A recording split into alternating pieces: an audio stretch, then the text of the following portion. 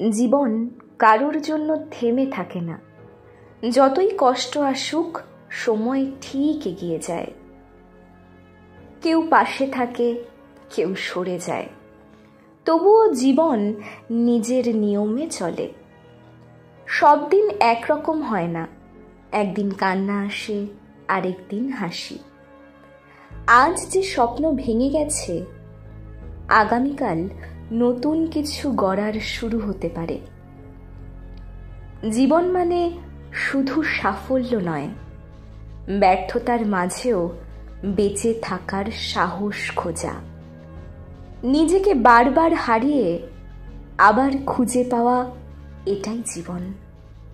সবকিছু না পাওয়ার নাম জীবন নয়, যা পেয়েছো সেটাকেই সার্থক করে তোলাই সত্যিকারের জীবন।